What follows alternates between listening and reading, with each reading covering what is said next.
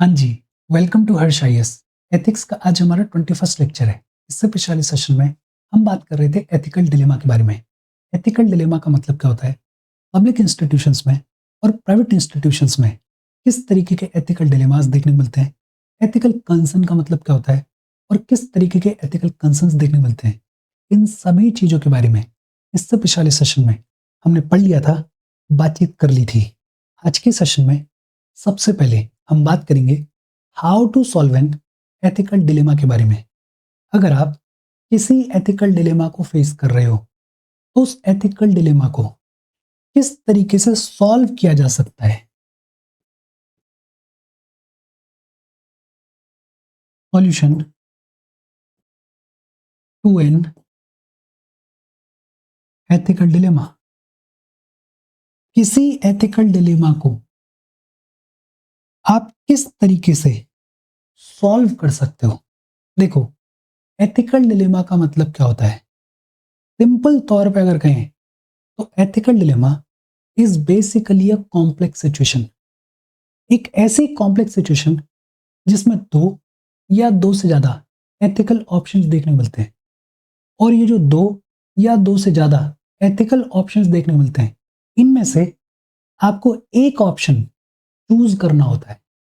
Basically ethical dilemma के अंदर आपको दो या दो से ज्यादा वैल्यूज के अंदर चूज करना होता है। फॉर एग्जाम्पल, इससे पिछले सेशन में हमने बात की थी ट्रॉली प्रॉब्लम के बारे में। और ट्रॉली प्रॉब्लम की कहानी क्या है? बेहद सिंपल तौर पे अगर कहें तो ट्रॉली प्रॉब्लम में क्या होता है, मान लेते हैं ये कोई रेलवे ट्रैक है और इस रेलवे ट्रैक के ऊपर आप एक ट्रेन लेकर आ रहे हो और ये जो ट्रेन है इसकी ब्रेक्स फेल हो गई हैं। ये जो ट्रैक है ये आगे जाके दो में डिवाइड हो जाता है। एक ट्रैक के ऊपर 5 लोग खड़े हुए हैं और दूसरे ट्रैक के ऊपर एक इंसान खड़ा हुआ है। अब आपको डिसीजन लेना है कि आप 5 लोगों को मारोगे या एक इंसान को मारोगे।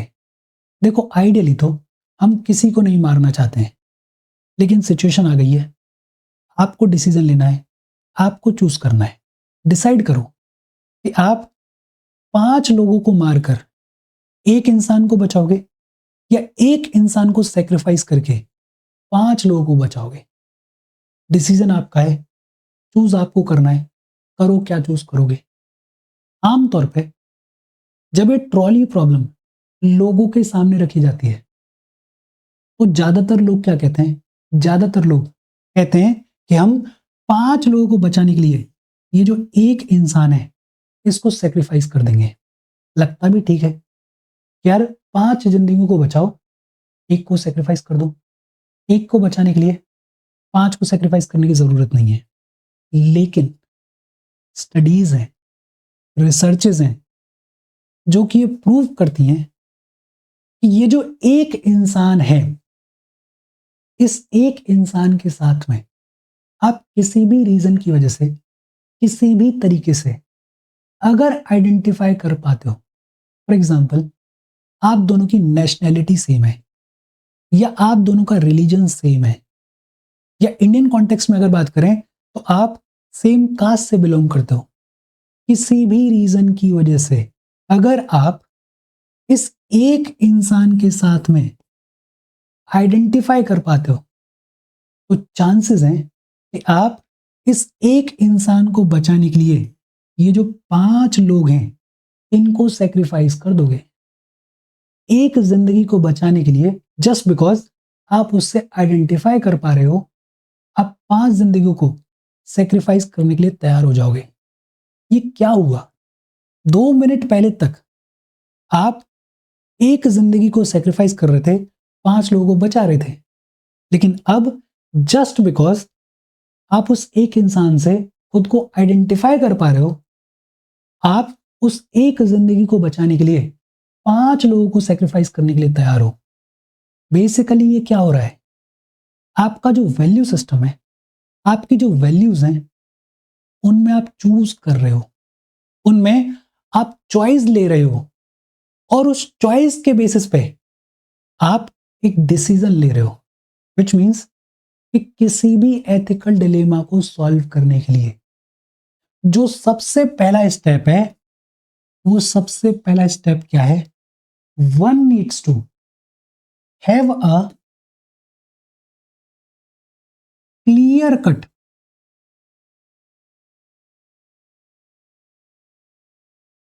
Cut hierarchy of value system. आपके पास में एक clear cut hierarchy of value system होना चाहिए।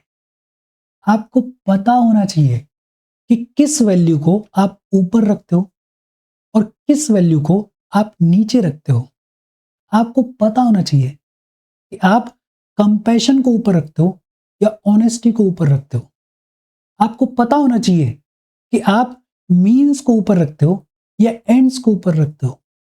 आपको पता होना चाहिए कि आप कॉन्फिडेंशियलिटी को ऊपर रखते हो या करप्शन को ऊपर रखते हो। बेसिकली आपको पता होना चाहिए कि किस वैल्यू को आप ज़्यादा प्रेफरेंस देते हो और किस वैल्यू को आप कम प्रेफरेंस देते हो।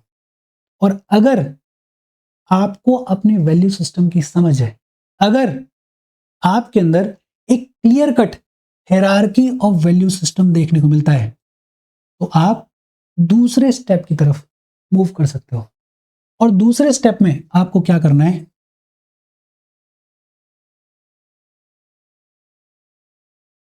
आइडेंटिफिकेशन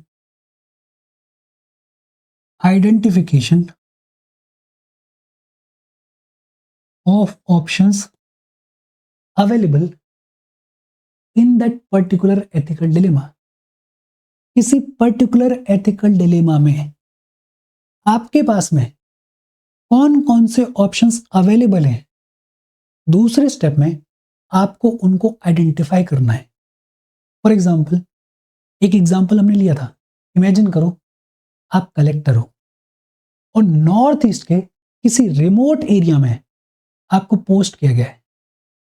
ये जो रिमोट एरिया है, इसमें भयंकर बाढ़ आई, फ्लड्स आई, और ये जो फ्लड्स हैं इनकी वजह से लाखों लोग मारे जा रहे हैं। आपकी जिम्मेदारी है इन लाखों लोगों को बचाना। और इसी दौरान दूसरी तरफ राजस्थान के जैसलमेर में आपके गांव में आपकी मदर सीवियरली बीमार हो गई हैं। डॉक्टर्स का ये कहना है कि बचना भी मुश्किल है। आप बीच में खड़े हो, आपको डिसीजन लेना है।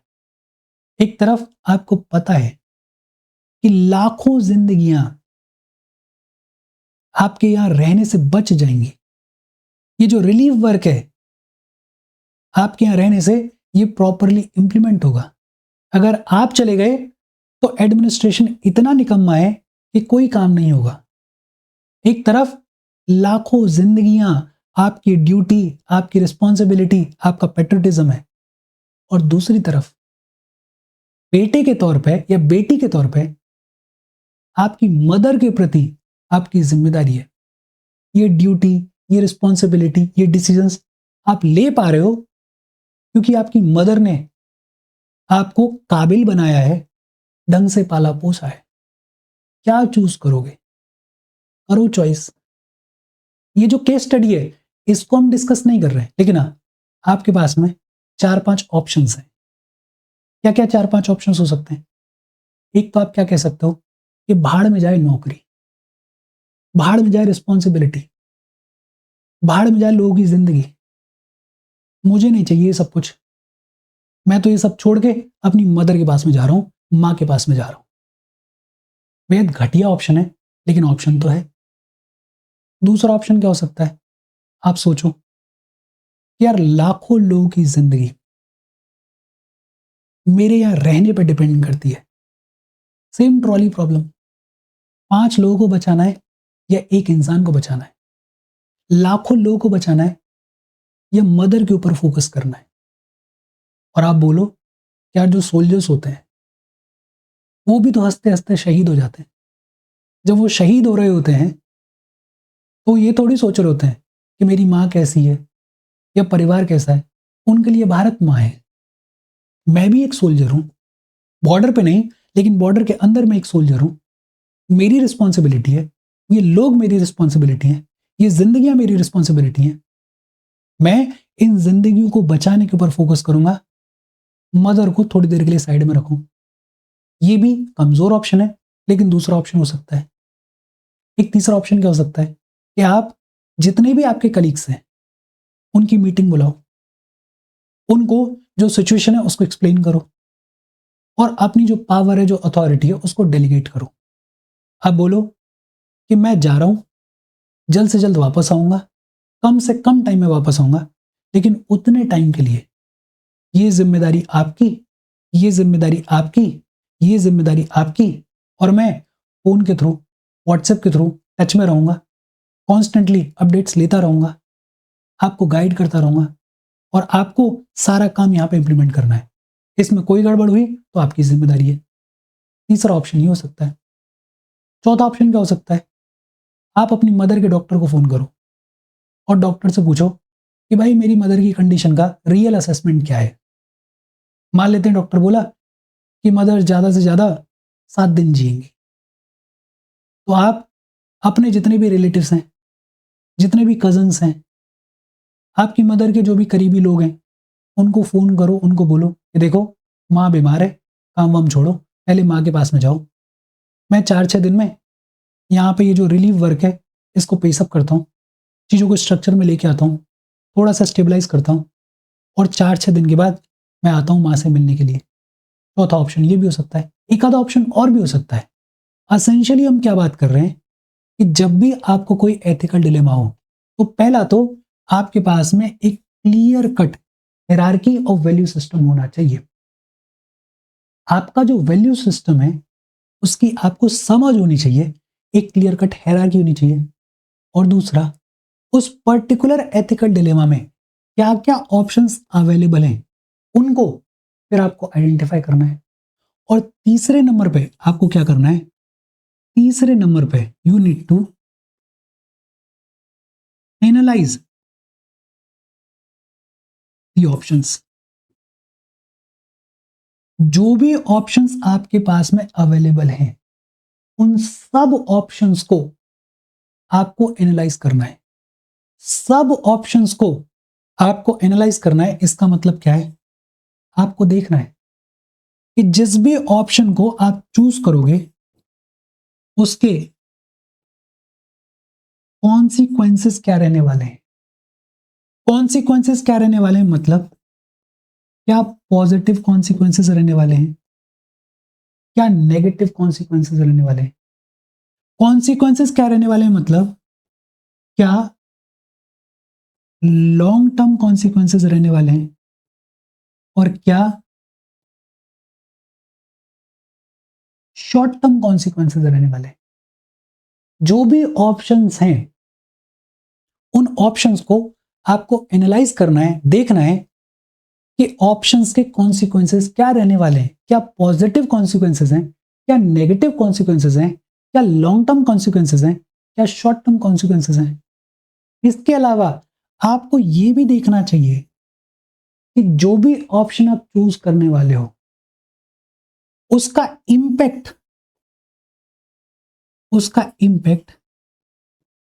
क्या रहने वाला है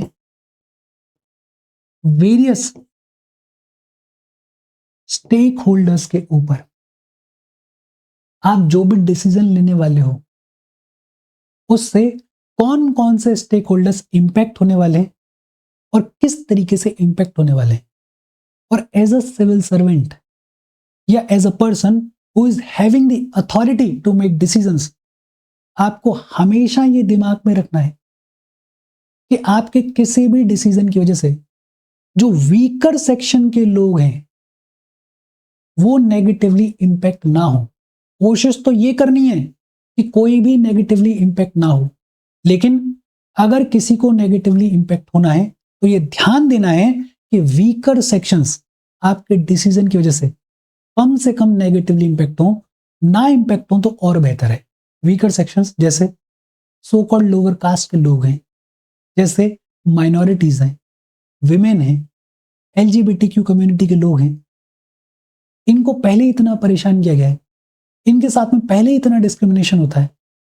आप अथॉरिटी में बैठ के भी अगर ऐसे डिसीजंस लोगे जो कि इन वीकर सेक्शंस को और ज्यादा कमजोर करते हैं, तो डिसीजन अच्छा डिसीजन नहीं होगा। तो आपको ये इंश्योर करना है कि आप जिस ऑप्शन को चूज कर रहे हो, आप जो डिसीजन ले रहे हो, उसकी वजह से जो वीकर सेक्शंस हैं वो ना के बराबर नेगेटिवली इंपैक्ट हों। इसके अलावा आपको ये भी देखना है कि जो भी ऑप्शन आप चूज कर रहे हो उसके मॉरल या फिर एथिकल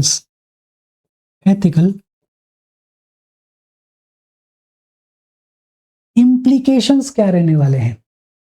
देखो, जब हम ऑप्शंस को एनालाइज कर रहे होते हैं तो आमतौर पे हम देखते हैं कि जिस भी ऑप्शन को हम चूज करने वाले हैं उसका पॉलिटिकल इंपैक्ट क्या रहने वाला है, सोशल इंपैक्ट क्या रहने वाला है, इकोनॉमिक इंपैक्ट क्या रहने वाला है। लेकिन हमें साथ ही साथ ये भी देखने की जरूरत है कि उस ऑप्शन का एथिकल या फिर मॉरल इंपैक्ट क्या रहने वाला है, इंप्लीकेशन क्या रहने वाला है। फॉर एग्जाम्पल, हमने बात की हुई है, एक कोई बूढ़ी औरत है जिसने पिछले 15-20 दिन से खाना नहीं खाया है। हालत ऐसी है कि 2 और दिन खाना नहीं मिला तो मर जाएगी। और ये आ गई आपके ऑफिस पे, पीडीएस शॉप पे। अब आपको डिसीजन लेना है। इस औरत के पास में डॉक्यूमेंट्स नहीं है, आपको डिसीजन लेना है कि डॉक्यूमेंट्स नहीं है तो खाना नहीं देंगे भले ही मर जाए, या फिर आपके अंदर उतना कंपैशन है कि यार एक बार एक वक्त का खाना दे देते हैं, जिंदा तो रहे इंसान। फिर देख लेंगे कि डॉक्यूमेंट्स क्यों नहीं है, क्या दिक्कत है, कहां से आया ये इंसान, पहले जिंदगी बचाते हैं। आपको डिसीजन लेना है और आप जो भी डिसीजन लोगे उसका इंप्लीकेशन होगा। फॉर एग्जाम्पल, आपने डिसाइड किया कि डॉक्यूमेंट्स नहीं है तो खाना नहीं मिलेगा भले ही मर जाए, कोई दिक्कत वाली बात नहीं है। ये जो आपका डिसीजन है इसका लॉन्ग टर्म एथिकल इंप्लीकेशन देखने को मिलेगा। आगे जो भी सिविल सर्वेंट्स आएंगे उनके लिए आपने एक पाथ ले डाउन कर दिया। ये जो एग्जाम्पल है ये एक्चुअल में सर्विसेज में देखने को मिला था, वहीं से इस एग्जाम्पल को लिया जाता है। तो तीसरा, जो भी ऑप्शंस हैं उन ऑप्शंस को आपको एनालाइज करना है। एनालाइज करने से मतलब आपको देखना है कि उन ऑप्शंस के क्या कॉन्सिक्वेंसेस रहने वाले हैं, क्या पॉजिटिव क्या नेगेटिव कॉन्सिक्वेंसेस रहने वाले हैं, क्या लॉन्ग टर्म क्या शॉर्ट टर्म कॉन्सिक्वेंसेस रहने वाले हैं। आपको देखना है कि जो भी डिसीजन आप लोगे उससे किन स्टेक होल्डर्स के ऊपर क्या इंपैक्ट रहने वाला है। और फाइनली आपको यह भी देखना है कि जो भी डिसीजन आप ले रहे हो उसके मॉरल और एथिकल इंप्लीकेशंस क्या रहने वाले हैं। और फाइनली आपको यह भी देखना है कि जो एथिकल डिलेमा इमर्ज हुआ उसके इमरजेंस के पीछे रूट कॉज क्या था। यह भी अपने आप में बड़ी इंपॉर्टेंट एक्सरसाइज है, ये फाइंड आउट करना कि जो एथिकल डिलेमा इमर्ज हुआ उसके पीछे रूट कॉज क्या था। और ऐसा करना जरूरी क्यों है, बिकॉज फ्यूचर में अगर कोई सिविल सर्वेंट आए उसके पास में एक रेडीमेड सॉल्यूशन हो, उसको दोबारा से वो स्ट्रगल ना करना पड़े जो कि आपने किया, उसका उतना टाइम दोबारा वेस्ट ना हो जितना आपने किया। तो फाइनली आपको यह भी देखना चाहिए कि जो एथिकल डिलेमा इमर्ज हुआ उसके इमरजेंस के पीछे रूट कॉज क्या था। देखो, किसी भी एथिकल डिलेमा को किस तरीके से सॉल्व किया जा सकता है उसके 4 स्टेप्स हैं। पहला, one needs to have a clear cut hierarchy of value system. दूसरा, identification of the options available in a particular ethical dilemma. तीसरा, एनालाइजिंग द ऑप्शंस, कॉन्सिक्वेंसेस देखो, स्टेक होल्डर्स के ऊपर क्या इंपैक्ट है वो देखो, और मॉरल और एथिकल इंप्लीकेशंस क्या है उनको देखो। और फाइनली आपको यह भी फाइंड आउट करने की जरूरत है कि जो एथिकल डिलेमा इमर्ज हुआ उसके इमरजेंस के पीछे रूट कॉज क्या था। इजी और सिंपल सी बात। अब सवाल आता है सिविल सर्विसेज में एथिकल क्लाइमेट को, एथिकल एनवायरनमेंट को किस तरीके से इंप्रूव किया जा सकता है। इंप्रूविंग द एथिकल क्लाइमेट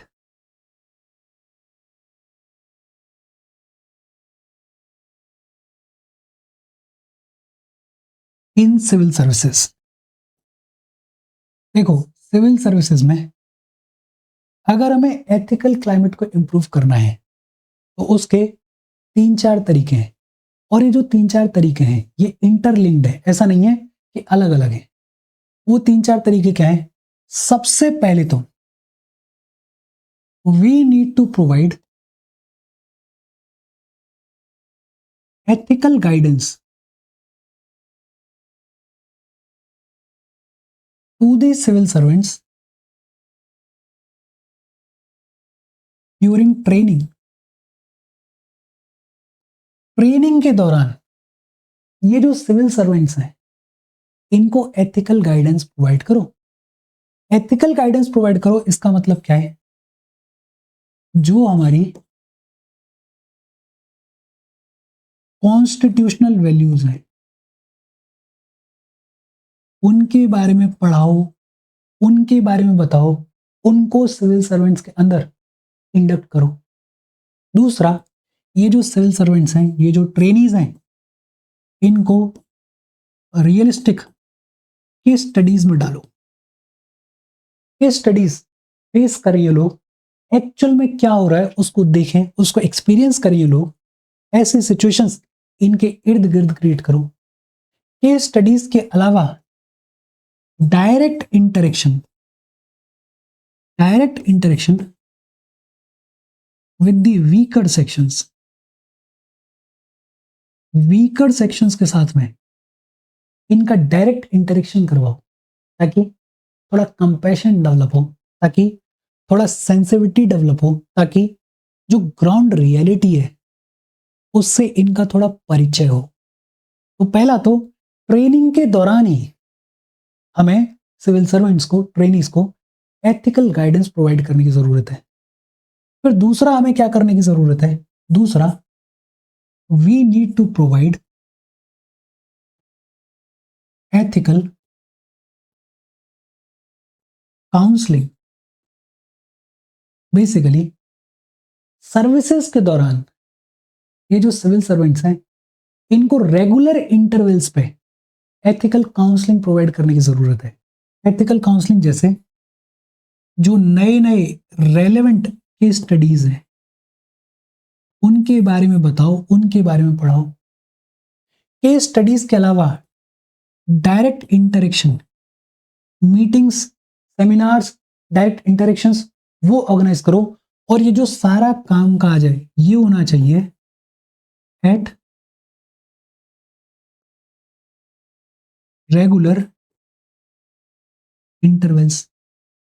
दो चीजें, एक तो ट्रेनिंग के दौरान एथिकल गाइडेंस प्रोवाइड करो, दूसरा सर्विसेज के दौरान एथिकल काउंसलिंग प्रोवाइड करो।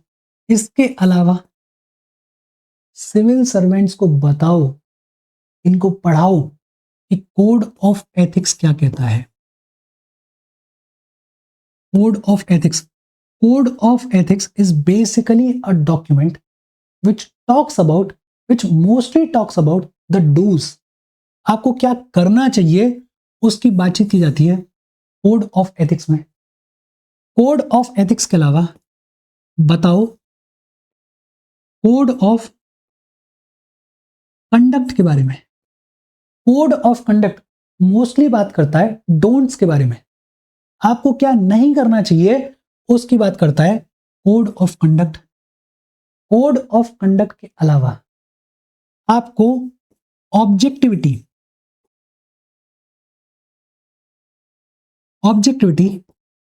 लाने की जरूरत है इन डिसीजन मेकिंग। और डिसीजन मेकिंग में ऑब्जेक्टिविटी को कैसे लाया जा सकता है? ऑब्जेक्टिविटीज को लाया जा सकता है एसओपीज को ले डाउन करके, ऑब्जेक्टिविटी को लाया जा सकता है प्रॉपर गाइडलाइंस को ले डाउन करके, और इसके अलावा बेहद इंपॉर्टेंट एक इफेक्टिव कम्युनिकेशन का स्ट्रक्चर होना चाहिए। टॉप लेवल से लोअर लेवल तक एक इफेक्टिव कम्युनिकेशन का स्ट्रक्चर होना चाहिए, और जो लोअर लेवल पे लोग काम कर रहे हैं उनको इतना फ्रीडम होना चाहिए कि वो अपनी बात हायर लेवल तक खुल के कह सकें। तीसरा, आप ये कर सकते हो। और चौथा चौथा आप क्या कर सकते हो? एक तो प्रॉपर विसल ब्लोइंग मैकेनिज्म होना चाहिए।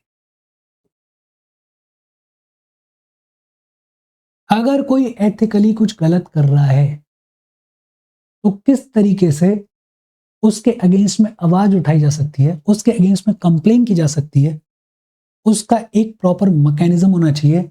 और जो भी विसल ब्लोअर हो उसको प्रोटेक्ट किया जाए, उसका ध्यान रखा जाए, उसके लिए भी एक प्रॉपर स्ट्रक्चर होना चाहिए। तो एक तो प्रॉपर विसल ब्लोइंग मैकेनिज्म होना चाहिए। दूसरा, appraisal appraisal based on ethical evaluation होना चाहिए। आप परफॉर्मेंस जब देख रहे हो तो सिर्फ परफॉर्मेंस को कामकाज के नजरिए से मत देखो, एथिकल इवैल्यूएशन भी करो।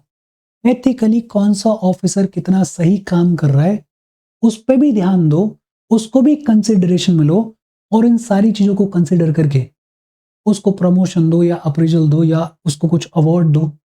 तो appraisal based on ethical evaluation. और इसके बावजूद भी अगर दिक्कत होती है तो we need to have strict rules for violators. जो वायलेशन करें उनके लिए स्ट्रिक्ट रूल्स होने चाहिए। इजी और सिंपल सी बात देखो, इजी और सिंपल है, और प्रॉपरली क्वेश्चन बनता है इस पे कि किस तरीके से सिविल सर्विसेज में आप एथिकल क्लाइमेट को, एथिकल एनवायरनमेंट को इंप्रूव कर सकते हो। छोटी छोटी सी चीजें, ये छोटी छोटी सी चीजें अगर आपको याद रहेंगी तो बेहद सिंपल तौर पे आप इसको आंसर कर सकते हो। एक बार फिर से देख लेते हैं। एक तो ethical guidance during training. Ethical guidance में कॉन्स्टिट्यूशनल वैल्यूज की बात करो, केस स्टडीज की बात करो, direct interaction with the weaker sections के बारे में बात करो। दूसरा, एथिकल काउंसलिंग, और एथिकल काउंसलिंग में रेगुलर इंटरवल्स पे केस स्टडीज की बात करो, डायरेक्ट इंटरेक्शन की बात करो। तीसरा, code of ethics, code of conduct, objectivity in decision making कैसे आएगी? एसओपीज और गाइडलाइंस के थ्रू। इफेक्टिव कम्युनिकेशन, ये भी हमें इंश्योर करने की जरूरत है। और चौथा, एक प्रॉपर विसल ब्लोइंग मैकेनिज्म होना चाहिए, appraisal based on ethical evaluation होना चाहिए, और स्ट्रिक्ट रूल्स होने चाहिए फॉर वायलेटर्स। अगर ये चीजें हम कर रहे हैं तो सिविल सर्विसेज में जो एथिकल क्लाइमेट है उसमें इंप्रूवमेंट देखने को मिलेगा। देखो, दो टॉपिक्स के बारे में हमने पढ़ लिया। अब बात आती है tools tools to solve an ethical dilemma. Ethical dilemma को किस तरीके से सॉल्व किया जाना चाहिए, उसके क्या स्टेप्स होने चाहिए, उसके बारे में तो हमने पढ़ लिया। लेकिन एथिकल डिलेमा को सॉल्व करने के लिए क्या क्या टूल्स हमारे पास में अवेलेबल हैं, या फिर ये कहें कि क्या क्या टूल्स किसी सिविल सर्वेंट के पास में अवेलेबल हैं। सबसे पहला और सबसे इंपॉर्टेंट टूल है हमारा कॉन्स्टिट्यूशन। अगर आप कहीं भी फंस रहे हो, आपको समझ नहीं आ रहा है कि क्या करना चाहिए, तो सबसे पहले दौड़ो कॉन्स्टिट्यूशन की तरफ। देखो कि हमारा कॉन्स्टिट्यूशन किस चीज की बात कर रहा है, किस चीज को प्रेफरेंस दे रहा है, किस वैल्यू को प्रेफरेंस दे रहा है। और कॉन्स्टिट्यूशन जिस वैल्यू को प्रेफर कर रहा है, जिसको प्रेफरेंस दे रहा है, उसके अकॉर्डिंग आप अपना डिसीजन लो। कॉन्स्टिट्यूशन में अगर आपको समाधान नहीं मिल रहा है तो आप लॉज की तरफ जाओ। जो भी रेलेवेंट इश्यू है, उस रेलेवेंट इश्यू पे लॉ क्या कहता है उसको देखो। लॉज में भी अगर सॉल्यूशन नहीं मिल रहा है तो आप रूल्स एंड रेगुलेशंस की तरफ भी जा सकते हो। रूल्स एंड रेगुलेशंस क्या कह रहे हैं उसको देख के भी आप आइडिया लगा सकते हो कि किसी पर्टिकुलर सिचुएशन में आपको क्या करना चाहिए। अगर वहां भी सॉल्यूशन नहीं मिल रहा है या अगर आपको थोड़ा और देखना है तो आप स्टडी कर सकते हो the life of great leaders. Great leaders जैसे गांधी जी हैं, सुभाष चंद्र बोस हैं, पटेल हैं, नेहरू हैं, भगत सिंह हैं, स्वामी विवेकानंद हैं। ये जितने भी ग्रेट लीडर्स हैं, इनकी लाइफ को पढ़ो, इनकी राइटिंग्स को पढ़ो और आपको बहुत सारे सॉल्यूशंस जो है वो रेडीमेड मिल जाएंगे। इसके अलावा आप कोड ऑफ एथिक्स उसको भी रेफर कर सकते हो। सिविल सर्विसेज के लिए एक कोड ऑफ एथिक्स है, वहां जाओ ना, वहां देखो ना, वहां बताया गया है कि किस तरीके से किसी पर्टिकुलर सिचुएशन में आपको डील करना है। कोड ऑफ एथिक्स के साथ साथ आप कोड ऑफ कंडक्ट को भी देख सकते हो। और फाइनली एक जो बेहद इंपॉर्टेंट चीज होती है वो होती है आपकी कॉन्शियंस। आपके अंदर भी तो एक आवाज है, एक इनर वॉइस है, एक इंट्यूशन है, एक जजमेंट है जो कि आपकी मदद करता है ये बताने में कि क्या गलत है क्या सही है। उस अंदर की आवाज को, उस कॉन्शियंस को सुनो। ये टूल्स हैं जिनके थ्रू आप किसी एथिकल डिलेमा को सॉल्व कर सकते हो, जिनको आप यूज कर सकते हो किसी एथिकल डिलेमा को सॉल्व करने के लिए। देखो, तीन चीजों के बारे में हमने पढ़ा है। कौन कौन सी तीन चीजों के बारे में हमने पढ़ा? एक हमने बात की सॉल्यूशन टू एथिकल डिलेमा। बड़ा सिंपल सा सॉल्यूशन है कि सबसे पहले तो clear cut hierarchy of value system होना चाहिए। दूसरा आइडेंटिफिकेशन ऑफ द ऑप्शंस। तीसरा एनालाइजिंग द ऑप्शंस। और चौथा finding the root cause of the ethical dilemma. दूसरा हमने बात की कि भाई सिविल सर्विसेज में एथिकल क्लाइमेट को किस तरीके से इंप्रूव किया जा सकता है। बड़े सिंपल से चार चीजें। एक तो एथिकल गाइडेंस प्रोवाइड करो ड्यूरिंग ट्रेनिंग। दूसरा सर्विसेज के दौरान एथिकल काउंसलिंग प्रोवाइड करो। तीसरा you may also talk about code of ethics. ये जो सिविल सर्वेंट्स हैं इनके अंदर code of ethics, code of conduct, इनको इंडक्ट करो। डिसीजन मेकिंग में ऑब्जेक्टिविटी लेकर आओ। कैसे आएगी? एसओपीज के थ्रू, गाइडलाइंस के थ्रू, इफेक्टिव कम्युनिकेशन के थ्रू। और चौथा विसिल ब्लोइंग के लिए प्रॉपर मैकेनिज्म रखो। फिर उसके अलावा appraisal based on ethical guidance रखो। और फिर भी अगर कोई ना माने तो वॉयलेटर्स के लिए स्ट्रिक्ट रूल्स रखो, लॉज रखो। ये जो एथिकल डिलेमा है इसको सॉल्व करने के लिए टूल्स कौन कौन से हो सकते हैं? सबसे पहला तो कॉन्स्टिट्यूशन है। कॉन्स्टिट्यूशन से बात ना बने तो लॉज की तरफ देखो। लॉज के अलावा आप रूल्स एंड रेगुलेशंस की तरफ भी देख सकते हो। रूल्स एंड रेगुलेशंस के अलावा आप इंस्पिरेशन ले सकते हो from the life of great leaders. फिर आप कोड ऑफ एथिक्स को भी रेफर कर सकते हो, आप कोड ऑफ कंडक्ट को भी रेफर कर सकते हो। और सबसे इंपॉर्टेंट, आपकी कॉन्शियस भी तो है, आपकी इनर वॉइस भी तो है, आप उसको भी सुन सकते हो। ये टूल्स हैं। इन टूल्स के बारे में एक एक करके हमें पढ़ना है। सबसे पहले हम बात करेंगे लॉज के बारे में। What is a law? Law क्या होता है? देखो, कॉन्स्टिट्यूशन का तो हमें पता है, लॉ क्या होता है लॉ भी हमें पता है, लेकिन एक बार पढ़ने के लिए पढ़ लेते हैं। लॉ क्या है? Law is a formal legal rule या फिर ये कहें कि laws are formal legal set of rules enacted by the state. बेहद सिंपल, लॉ क्या होता है? Law is basically formal legal rules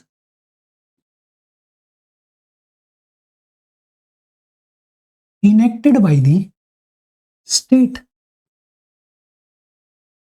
state के द्वारा फॉर्मली लीगली जो रूल्स इनेक्ट किए जाते हैं वही क्या बन जाते हैं? वही लॉज बन जाते हैं। ये जो लॉज होते हैं इनको एनफोर्स करने की जिम्मेदारी किसकी होती है? They are enforced by the government. अच्छा, लॉज को अगर वायलेट किया जाता है तो पनिशमेंट स्ट्रिक्ट होता है या लाइट होता है? हमें पता है स्ट्रिक्ट पनिशमेंट। स्ट्रिक्ट पनिशमेंट देखने को मिलता है in case of violation of any law. ये जो लॉज हैं इनको अमेंड किया जा सकता है, कैन बी अमेंडेड। इनको चैलेंज किया जा सकता है, कोर्ट ऑफ लॉ में इनको चैलेंज किया जा सकता है और इनको ओवरटर्न भी किया जा सकता है। लेकिन ये सारा कामकाज थ्रू लीगल प्रोसेस होता है और वो लीगल प्रोसेस हमारे कॉन्स्टिट्यूशन में बताई हुई है। जुडिशियल रिव्यू या अमेंडमेंट किस तरीके से करना है वो सब हमारे कॉन्स्टिट्यूशन में बताई है। तो लॉ क्या होता है? Law is basically a formal legal rule enacted by the state enforced by the government. Law के वायलेशन के लिए स्ट्रिक्ट पनिशमेंट देखने को मिलता है। ये जो लॉ है इसको अमेंड किया जा सकता है, इसको चैलेंज किया जा सकता है, इसको ओवरटर्न किया जा सकता है, लेकिन ये सारा कामकाज होता है थ्रू अ लीगल प्रोसेस। अब सवाल आता है what is a good law? एक अच्छा कानून क्या होता है? What is a good law? और इसके बारे में ऑलरेडी हमने पढ़ा हुआ है। गुड लॉ का मतलब क्या है? एक ऐसा कानून जो कि सिंपल हो, जो कि शॉर्ट हो। बेसिकली एक ऐसा कानून जो कि नेपोलियनिक टेस्ट को पास करता हो। नेपोलियन क्या कहता था कि लॉ इतना छोटा होना चाहिए कि आपकी पॉकेट में आ जाए और इतना सिंपल होना चाहिए कि पीजेंट को भी समझ में आ जाए। तो पहला तो एक अच्छा लॉ कौन सा होता है? जो कि शॉर्ट होता है, जो कि सिंपल होता है, जो कि वीकर सेक्शंस के फेवर में होता है। अभी हम बात कर रहे थे कि जब आप ऐसे पोजीशन में हो जहां पे आपको डिसीजंस लेने की अथॉरिटी है तो आप इंश्योर करो कि आपका कोई भी डिसीजन ऐसा ना हो जिससे वीकर सेक्शंस को नुकसान हो। एक अच्छा लॉ वो होता है जो कि वीकर सेक्शंस के फेवर में होता है। एक अच्छा लॉ वो होता है जो कि प्रोग्रेसिव होता है, जो कि समाज को, जो कि देश को मॉडर्न डायरेक्शन में, आगे की डायरेक्शन में लेके जाता है। एक अच्छा लॉ वो होता है जो कि इजी टू अंडरस्टैंड हो, जो कि इजीली समझ में आ जाए। तो पहला तो एक अच्छा लॉ वो होता है जो कि सिंपल एंड शॉर्ट होता है। दूसरा, एक अच्छा law is framed in consultation with the people concerned. आप जिन लोगों के लिए लॉ लेकर आ रहे हो उनसे कंसल्टेशन के बाद आपने उस लॉ को फ्रेम किया है। किसानों के लिए अगर आप कानून लेकर आ रहे हो तो पहले किसानों से बातचीत करो। एलजीबीटीक्यू कम्युनिटी के लिए अगर आप कानून लेकर आ रहे हो तो पहले एलजीबीटीक्यू कम्युनिटी से बात करो। स्टूडेंट्स के लिए अगर आप लॉ लेकर आ रहे हो तो पहले स्टूडेंट से आप कंसल्ट करो। विमेन्स के लिए अगर आप लॉ लेकर आ रहे हो तो पहले विमेन से आप कंसल्ट करो। एक अच्छा लॉ वो होता है which is framed in consultation with the people concern. और तीसरा, एक अच्छा लॉ वो होता है which is subject to public reasoning.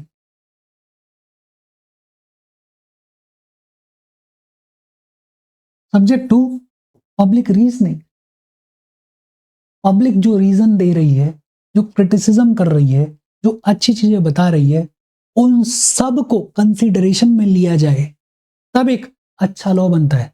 और एक अच्छा लॉ वो होता है जहां पे प्रॉपर प्रोसीजर फॉलो किया गया हो उसको इनेक्ट करने के लिए। हमारे कॉन्स्टिट्यूशन में बताया गया है कि किस तरीके से एक कानून बनाया जाना चाहिए। पहले एक ड्राफ्ट तैयार किया जाता है, फिर पब्लिक के लिए ओपन किया जाता है, फिर एक ड्राफ्ट नया तैयार किया जाता है उस पब्लिक ओपिनियन को कंसिडरेशन में लेने के बाद, फिर उसको पार्लियामेंट में इंट्रोड्यूस किया जाता है। अगर ज़रूरत हो तो कमिटीज़ को भेजा जाता है डिस्कशन के लिए। तो ये सारी चीज़ें जब होती हैं, एक जब प्रॉपर प्रोसीजर फॉलो किया जाता है, तब जाके एक अच्छा लॉ तैयार होता है। देखो, एक लॉ क्या होता है? Law is simply a formal legal rule enacted by the state. और ये जो लॉ है इसको एनफोर्स कौन करता है? गवर्नमेंट एनफोर्स करती है। लॉ के वायलेशन के लिए स्ट्रिक्ट पनिशमेंट देखने को मिलता है। लॉ को अमेंड किया जा सकता है, चैलेंज किया जा सकता है, ओवरटर्न किया जा सकता है, लेकिन इसके लिए एक प्रॉपर लीगल प्रोसेस होती है। एक अच्छा लॉ क्या होता है? अच्छा लॉ वो होता है जो कि सिंपल होता है, जो कि शॉर्ट होता है, जिसका कंटेंट प्रोग्रेसिव होता है, जो कि वीकर सेक्शंस के फेवर में होता है, जो कि इजी टू अंडरस्टैंड होता है। एक अच्छा लॉ वो होता है which is framed in consultation with the people concern. एक अच्छा लॉ वो होता है which is subject to public reasoning. एक अच्छा लॉ वो होता है जो कि प्रॉपर प्रोसीजर को फॉलो करते हुए इनेक्ट किया जाता है। लॉ का मतलब क्या होता है वो तो हमें समझ में आ गया।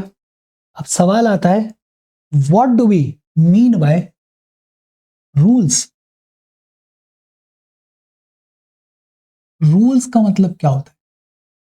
देखो, लॉ और रूल्स में क्या डिफरेंस होता है? लॉ क्या है? Formal legal rules enacted by the state. और रूल्स क्या होते हैं? Informal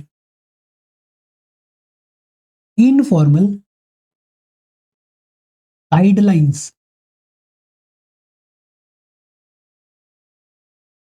enacted by an organisation या फिर ग्रुप या फिर government. Informal guidelines enacted by the organisation और सम ग्रुप और द गवर्नमेंट। और इनको एनफोर्स करने का काम किसका होता है? They are enforced, they are generally enforced by the organisation या बाय द ग्रुप या बाय द गवर्नमेंट। वही ऑर्गेनाइजेशन जो इनको लेकर आ रही है, जो इनको इशू कर रही है, या जो ग्रुप इनको इशू कर रहा है, या जिस गवर्नमेंट ने इनको इशू किया है, जनरली उन्हीं के द्वारा इनको एनफोर्स किया जाता है। इनफैक्ट यहां पे इनेक्टेड की जगह ज्यादा बेटर टर्म होगा issued. Issued issued by the organisation, group और गवर्नमेंट। और जो ऑर्गेनाइजेशन, जो ग्रुप या जो गवर्नमेंट इनको इशू कर रही है, जनरली वही इनको एनफोर्स करती है। अच्छा, रूल्स का अगर वायलेशन होगा तो लॉस के कंपैरिजन में स्ट्रिक्ट पनिशमेंट देखने को मिलेगा या लाइट पनिशमेंट देखने को मिलेगा? बट ऑब्वियसली बात है, लाइट पनिशमेंट देखने को मिलता है। और ये जो रूल्स होते हैं इनको रिवाइज किया जा सकता है, इनको अपडेट किया जा सकता है, और ये जो सारा कामकाज है ये मोर इजीली किया जा सकता है। कंपैरिजन भी आप देख सकते हो, लॉ को अमेंड किया जा सकता है, चैलेंज किया जा सकता है, ओवरटर्न किया जा सकता है, लेकिन कॉम्प्लिकेटेड प्रोसीजर है, लीगल प्रोसेस है। ये जो रूल्स होते हैं इनको इजीली रिवाइज किया जा सकता है, इनको इजीली अपडेट किया जा सकता है। रूल क्या है? Rules are basically informal guidelines issued by an organisation और अ ग्रुप और द गवर्नमेंट। और जो ऑर्गेनाइजेशन या जो ग्रुप या जो गवर्नमेंट इनको इश्यू करती है, जनरली वही इनको एनफोर्स करता है। रूल्स के वायलेशन के लिए जनरली लाइटर पनिशमेंट होता है। ये जो रूल्स होते हैं इनको रिवाइज किया जा सकता है, इनको अपडेट किया जा सकता है, और रिवाइज और अपडेट मोर इजीली किया जा सकता है। लॉ का मतलब क्या होता है, रूल्स का मतलब क्या होता है, वो हमें समझ में आ गया। अब बात आती है रेगुलेशंस के बारे में। देखो, रूल्स और रेगुलेशंस में एज सच कोई डिफरेंस होता नहीं है, सेम सी ही बात है। लेकिन फिर भी अगर कहने के लिए कहें तो रेगुलेशंस का मतलब है basically these regulations basically are guidelines, या फिर गाइडलाइंस की जगह बेहतर शब्द यूज करते हैं, are basically explanation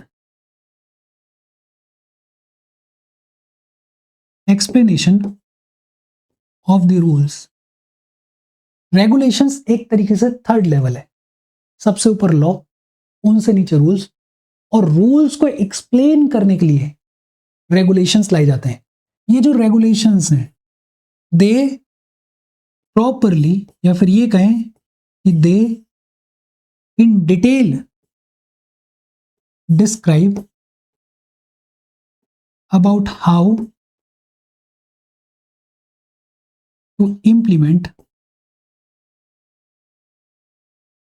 a law. एक लॉ को किस तरीके से इंप्लीमेंट किया जाए उसका डिटेल्ड डिस्क्रिप्शन रेगुलेशंस में देखने को मिलता है।